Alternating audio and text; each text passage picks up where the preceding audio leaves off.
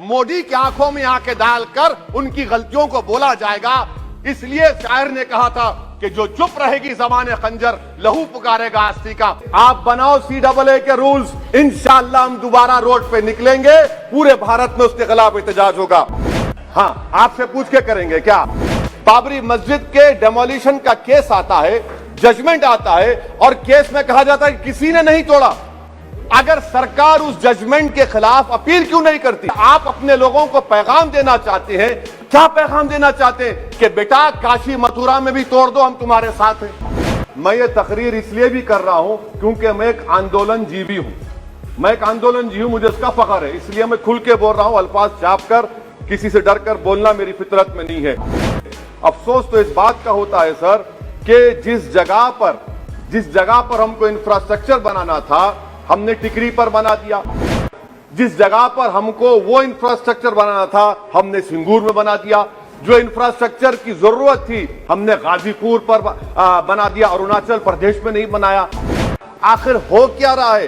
क्या किसान से जो बर्ताव किया जा रहा है वो ऐसा लग रहा है कि वो चीन की फौज बनी हुई है, और जो चीन की फौज से बर्ताव किया जाना था आप किसानों से कर रहे हैं। कि सरकार को इस लोकसभा की अजमत, इसकी खूबसूरती की कोई इनके पास हैसियत नहीं है। जब लोग रोड पर निकल कर आते हैं तो मोदी जी की नींद हराम हो जाती है।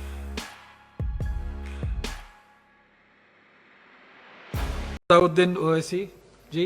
बहुत शुक्रिया जनाब चेयरमैन साहब। मैं सदर जमहूरिया के खुतबे के मोशन के खिलाफ बोलने के लिए खड़ा हुआ हूं और मैं अपनी बात का आगाज उस मुल्क का नाम लेकर करना चाहता हूं जिसका नाम लेने से हमारे मुल्क के वज़ीर आज़म डरते हैं और कांपते हैं। उस मुल्क का नाम चाइना है।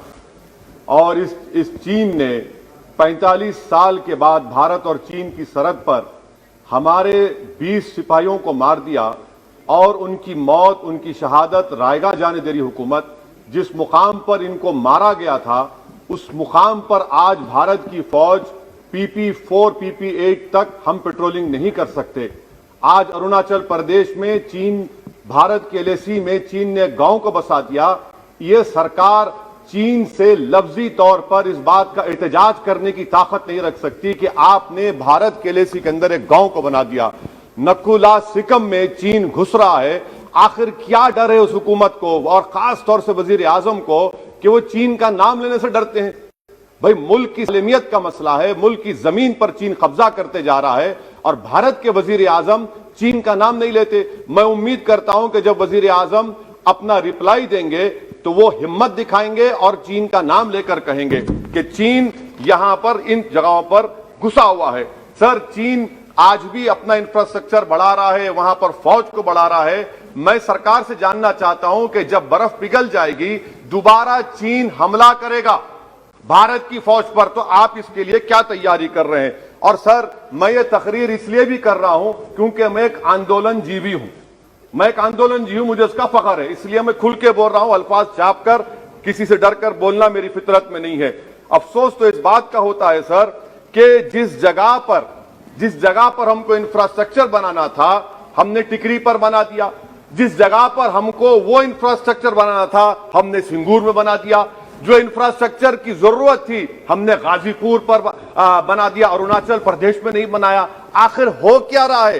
क्या किसान से जो बर्ताव किया जा रहा है वो ऐसा लग रहा है कि वो चीन की फौज बनी हुई है, और जो चीन की फौज से बर्ताव किया जाना था आप किसानों से कर रहे हैं। तो मैं इस हुकूमत से जानना चाहता हूं कि इंफ्रास्ट्रक्चर और ये किसानों से क्यों जुल्म किया जा रहा है? सर, यहां पर ये तीनों कानून को लेना पड़ेगा वापिस, आपको आपकी अना को थोड़ा मिटाना पड़ेगा और तीनों कानून को वापस लेना पड़ेगा। सर, यहां पर मेरे को साहिर लुधियानवी का एक शेर याद आ रहा है।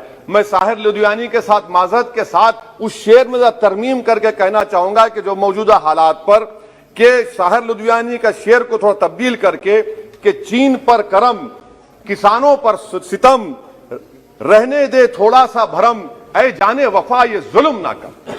ये साहिर लुधियानवी ने कहा था। हाँ, आपसे पूछ के करेंगे क्या? आप तो टुट्टे शायर हैं, ना शायरी आती आपको, ना ज़ौक़ है, ना कुछ है, बोले जाते हैं क्या क्या बोलते हैं आपको ही मालूम। बहरहाल सर, ये जो किसानों का कानून है इसमें क्या काला है? काला इसमें यह है कि इस हाउस को एग्रीकल्चर स्टेट सब्जेक्ट है, और कहां लिखा है संविधान में? एंट्री 14, एंट्री 28, शेड्यूल 7 में और ये फेडरलिज्म के खिलाफ है। केशवानंदा भारती खास तौर पर कहता है कि फेडरलिज्म बेसिक स्ट्रक्चर है, तो ये सबसे बड़ा काला है। और सर ये पूरा किसानों के एजिटेशन से क्या बात मालूम हुई कि सरकार को इस लोकसभा की अजमत, इसकी खूबसूरती की कोई इनके पास हैसियत नहीं है। सरकार इस ऐवान से डरती नहीं है। सरकार किससे डरती है? जब लोग रोड पर निकल कर आते हैं तो मोदी जी की नींद हराम हो जाती है। तो वही आप पैगाम दे रहे हैं कि लोग रोड पर निकले तो सरकार कहती है कि हम 1.5 साल तक कानून को मुलतवी कर देंगे। अरे आप कैसा बोलते? क्या इस ऐवान की तौहीन नहीं है कि आप यहां पर कानून अपनी ताकत की बुनियाद पर बनाते हैं और इस लोकसभा की अजमत को निस्तनाबूद कर देते हैं? तो ये बात आपने पैगाम दी कि जब लोग रोड पर निकल कर आते आप डरते हैं। आप बनाओ CAA के रूल्स, इंशाअल्लाह हम दोबारा रोड पे निकलेंगे, पूरे भारत में उसके खिलाफ एहतजाज होगा। सर तीसरी बात, सबका साथ, सबका विकास, सबका विश्वास, ये भी झूठ है। क्यों झूठ है? बाबरी मस्जिद के डेमोलिशन का केस आता है, जजमेंट आता है और केस में कहा जाता है कि किसी ने नहीं तोड़ा। अगर सरकार उस जजमेंट के खिलाफ अपील क्यों नहीं करती? अपील क्यों नहीं करती? एक क्रिमिनल एक्ट सुप्रीम कोर्ट ने कहा डेमोलिशन ऑफ बाबरी मस्जिद को, आप हुकूमत में हैं, आप अपील इसलिए नहीं कर रहे क्योंकि आप अपने लोगों को पैगाम देना चाहते हैं। क्या पैगाम देना चाहते हैं? कि बेटा काशी मथुरा में भी तोड़ दो, हम तुम्हारे साथ हैं। अपील नहीं करना चाहते बाबरी मस्जिद डेमोलिशन केस को। क्या आप इंसाफ पसंद नहीं है? क्या आप मजलूम के साथ नहीं खड़े रहना चाहते? क्या आप जालिमों को जेल में नहीं भिजाना चाहते जिन्होंने 6 दिसंबर को बाबरी मस्जिद को शहीद किया?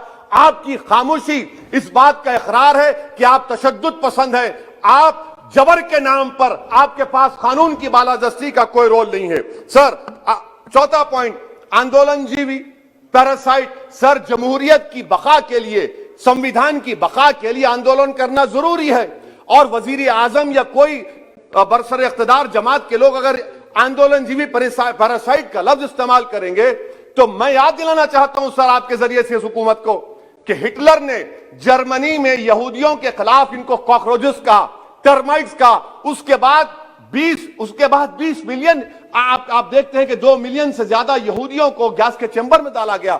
इस तरह के अल्फाज इस्तेमाल करने से क्या आप भारत में वही जर्मनी की तारीख को दोहराना चाहते हैं? और सर आप सुन लीजिए। जी सर, थोड़ा बहुत क्या सर बोलते समय में। हाँ सर, जी सर, आप आगे ना सर, आप प्रोटेक्शन है मुझे, अब तो कोई फिक्र की बात नहीं, और खुल के बोल सकते सर। आप आ गए सर, स्पीकर आ गए सर, अब तो क्या है सर, आप हमारे लिए हैं।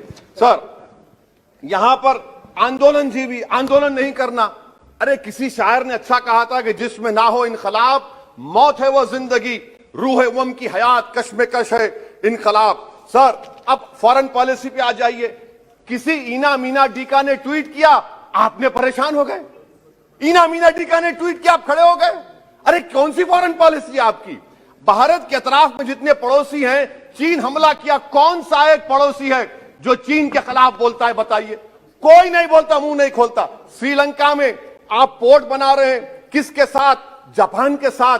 किसको काम मिल रहा था? आपके नूरे नजर को, आपके नूरे नजर को, आपके चहीते नूरे नजर को। श्रीलंका ने कहा हम भारत को नहीं बनाने देंगे टर्मिनल पोर्ट यहां पर। आप बताइए फॉरेन पॉलिसी। सर नेपाल का वजीर आजम कहता है कि भारत से ताल्लुकात उस वक्त तक बहाल नहीं होंगे जब तक कि भारत नेपाल की जमीन वापस नहीं करता। कहां सो रहे हैं सर आप? पड़ोस में कोई हमारा दोस्त नहीं है। चीन बांग्लादेश से कोविड की बात करता है, अफगानिस्तान से अमेरिका छोड़कर जा रहा है। क्या आपके पास कोई पॉलिसी है गनी हुकूमत को सपोर्ट करने की? आपके पास कोई पॉलिसी नहीं है। अच्छा सर, एफडीआई का मतलब अब समझाता हूं मैं। एफडीआई का मतलब यह है कि 5 फरवरी को ब्रैड शर्मन जो अमेरिका के रिप्रेजेंटेटिव, उनके पास भारत के अमेरिका के सफीर गए, तो ब्रैड शर्मन ने ट्वीट कर कहा कि भारत सरकार को इंटरनेट खोलना चाहिए, भारत सरकार को पीसफुल प्रोटेस्ट करना चाहिए। कौन होता है ब्रैड शर्मन जो भारत को सिखाए? ये एफडीआई है। और भारत सरकार का डिप्लोमेट, एम्बेसडर बैठकर उनका लेक्चर सुनता है और उसके बाद क्या होता है? 3 दिन के बाद आप कश्मीर में इंटरनेट खोल देते हैं। ये आप एफडीआई कर रहे हैं, हम नहीं कर रहे हैं। अच्छा, बात कश्मीर की आई। कौन है इम्तियाज, कौन है अबरार, कौन है इब्रार? इनको शोपियान में एनकाउंटर पर मार दिया गया, प्रूव हो गया। और ब्रिगेडियर आरा सेक्टर का जिसने इनको टेररिस्ट कहकर मारा, उसको अवार्ड देते हैं आप। सर इन मरने वाले कश्मीरियों के लिए कौन रोएगा? क्या वजीर आजम रोएंगे? क्या वजीर आजम रोएंगे? क्या कोई रोएगा? अच्छा सर एक और बात सर, एक और बात, हाँ एक और बात आई कि शादी के घर में गुस्सा होता है। अरे ये कौन सी शादी की बारात है कि 18 लाख करोड़ टैक्स मिलता है और 36 लाख करोड़ ये सरकार खर्चती है? क्या शादी कर रहे हैं आप? वाह वाह, माने वाकई में आपकी इकोनॉमिक पॉलिसी को सलाम कि 18 लाख करोड़ टैक्स में मिलते हैं, 36 लाख आप लोग शादी में खर्चते हैं। मुबारक हो आपको, बड़ी शानदार घर है ये शादी का। अच्छा सर, दिल्ली का लॉ एंड ऑर्डर, एक साल में 3 बड़े दंगे हो गए, एडवोकेट्स पुलिस, उसके बाद CAA का राइट हुए 50 से ज्यादा, उसमें लोग मारे गए, 20 से ज्यादा मसाजिद को नुकसान जला दिया गया। 26 जनवरी, सर क्या ये सरकार जिम्मेदार नहीं है? 2 मिनट सर, क्या ये सरकार जिम्मेदार नहीं है? आपकी सरकार है, आपका होम मिनिस्टर, आप रोक नहीं पा रहे। आपकी कमजोरी और आपकी नादानी की वजह से, आप में दूरअंदेशी नहीं है, आप उसको अलाउ कर रहे हैं। और फैजान के कातिल कौन है? क्यों नहीं पकड़ा फैजान के कातिल को आपने अब तक? जिन बच्चों को रोड पर मारा जा रहा था, जनगण मन बोला जा रहा था, एक तरफ तब तक नहीं पकड़े आप। अच्छा सर, आखिर में मैं आपको ये बात याद दिलाना चाहता हूं कि इसमें एस्पिरेशनल डिस्ट्रिक्ट्स 11 में से 20 बैकवर्ड डिस्ट्रिक्ट्स नीति आयोग के सीमांचल मुस्लिम डोमिनेटेड है सर। सीमांचल में कटिहार, पूर्णिया, अररिया है सर। पूर्णिया का एयरपोर्ट, सिविल टर्मिनल का काम क्यों नहीं होता सर? अब आ जाइए सर माइनॉरिटीज पर। 3 स्कॉलरशिप स्कीम है, मैं पुकार रहा हूं, मुतालिबा कर रहा हूं कि डिमांड ड्रिवन करो। सरकार ने 2020-21 में 3 स्कॉलरशिप के लिए 2265 करोड़ का ऐलान किया। कितने पैसे आपने दिए? सबका साथ, सबका विकास, सबका विश्वास, 436 करोड़ रुपए। किसको झूठ बना रहे हैं आप? पढ़िए आप लोग। अच्छा सर, उसके बाद आप देखिए कि कितने लोगों को कितने माइनॉरिटी स्कॉलरशिप नहीं मिली। 36,000 माइनॉरिटी स्कॉलरशिप नहीं मिली। और सबसे ज्यादा इलिटरेसी मुसलमानों की है, लेडीज की है। आप बोलते नहीं है। इसीलिए सर मैं आखिर में आपके जरिए से हुकूमत से अपील कर रहा हूं कि आंदोलन होगा, नाइंसाफी के खिलाफ आवाज उठेगी, संविधान को बचाया जाएगा। नरेंद्र मोदी भारत के वजीर आजम है, दिल्ली सल्तनत के बादशाह या जहां पनाह नहीं है। जिल्ले इलाही का दौर खत्म हो चुका है, जहां पनाह का दौर खत्म हो चुका है। मोदी की आंखों में आंखें डालकर उनकी गलतियों को बोला जाएगा। इसलिए शायर ने कहा था कि जो चुप रहेगी ज़बान खंजर, लहू पुकारेगा आस्ती का। बहुत बहुत शुक्रिया।